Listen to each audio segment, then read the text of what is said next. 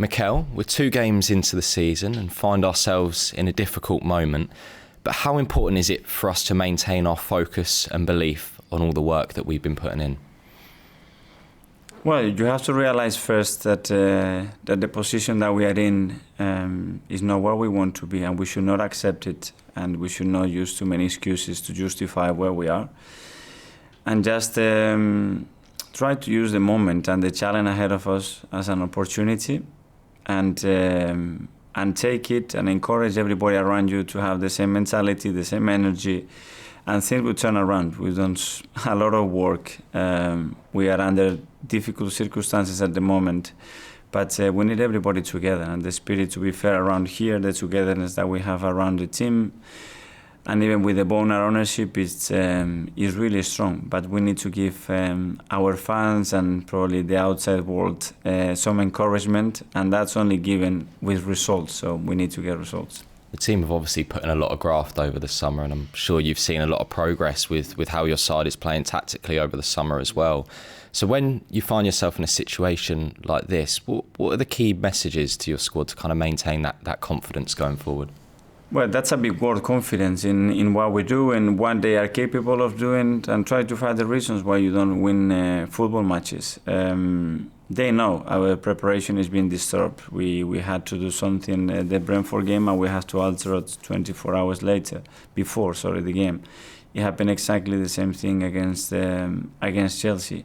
But we have to adapt. But I want to see a team that never gives up. We didn't do it in either of those 2 games. I think there were different feelings after the games. But against Chelsea, you saw a team in the second half as well that keep believing. But to be fair, they were better than us, and that's football. I guess it's fair to say, and you touched on it there, we have faced some adversity this season, injuries and COVID protocols. And while I know you won't use that as an excuse for the result as such, how does that impact your plans and preparations, finding out news like that, say 24 hours before a game? We had different ideas of what we wanted to do in the games and the players probably that we were going to be utilising. But credit to the boys for how they tried. We put out there the youngest team in the Premier League, by far, both occasions. And you can see that in certain moments, and some of them are getting the first experience, and we have some big players out of the picture right now. But the picture in football can change really quickly, and that's the positive thing and what I'm really hopeful with. And when you look back on our performances so far, how do you reflect on them? What are the key areas you think need adjusting or have been missing? Well, I think there were 2 different performances against Brentford. In the first 15-20 minutes, we didn't have anything. We conceded from a second phase. In a corner, you get the momentum, then we struggle to progress and find real moments of threat in the half. In the second half, we were much better. We had total control of the game. I think we had 23 shots. But again, not enough real threat in the box to find the way to score a goal, and not enough shots on target, to be fair. And then we conceded another set piece that was debatable whether it was a foul or not. The game is gone. Against Chelsea, I think we started the game really well. First time that we got open up, they used it, they scored the goal. And then we went through 25-30 difficult moments before just half time, where we had 5 minutes where it was the penalty on Bukayo.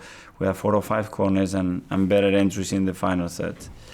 In the second half, we try to give it a go, and when that happens as well, there are going to be moments that you're going to be open. They are, in my opinion, the best team at the moment in Europe doing that. And we didn't manage again to score. We need clean sheets and we need to score goals. Without that, we won't be winning enough football matches, and that's for me the main areas, the 2 boxes.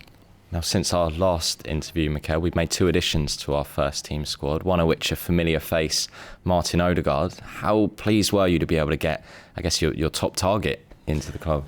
Really happy, because at some stage we thought that it wouldn't be possible. Madrid wasn't very keen on selling the player. Martin always expressed his desire to come, but it wasn't looking very possible.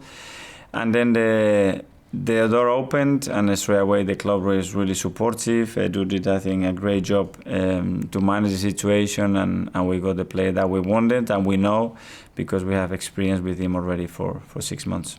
Absolutely, and I guess Martin was a big part of our turnaround in form last season, and I guess a key thing with Martin's play, it's not just the quality that he brings in himself, but the way he allows others to play as well and unlock their best ability. Yes, I think he makes the rest of the players around him better. His work ethic is phenomenal. The way he goes about his job, his professionalism, his character, he's a really likable person. I think he has fitted really well in the culture. And then for the way we want to play, is a player with exceptional qualities to add to the team. And how has Aaron taken to his first week in training as well? With Aaron, I spoke a few times with him, obviously, before he signed. I was really impressed with his personality, his character. We need two goalkeepers, two top goalkeepers in this club. It's always been the case. When I was here, we always had two good, ready goalkeepers with different qualities, different age profiles, and they need to compete. And that's what we want in every situation. Every role we want people to compete, and the goalkeeping position is not different. And how are they looking in terms of fitness and getting up to speed? May be involved tomorrow against West Brom? We will see. They've both been training a few days, only a few days. We just got the visa from Martin yesterday. I think Aaron has been a while without training, but they both want to play, so let's see. And I suppose the Carabao Cup at the moment, a good chance for us to build intensity, get some match minutes in the go, and hopefully that first win of the season. Yeah, let's see who is available again. We had some knocks and stuff from the game. Players that need minutes and 1 minute, but it's a competition obviously that we want to fight for, and we need a win as well. And just finally, Mikel, what's your message to the fans ahead of these games against West Brom and Manchester City this week? First of all, say thank you, because the atmosphere that we saw before the game, when the team was getting the introduction of every member, it was special. I had goosebumps and I was feeling like none before. Then I think they tried to support the team very much. I know they are disappointed when you lose at home. There has to be some reaction, but this is a project that is going to take some time. You can see and tell the recruitment that we've done, the really young squad that we have at the moment, and it cannot happen overnight. We all want to make it as quick as possible. We know the responsibility for us is to fight with the top teams in every competition, and that's not going to change. And I think we really need them, and this group of players, we need them, and the club needs them now next to us, because we need that confidence, that support, and that energy.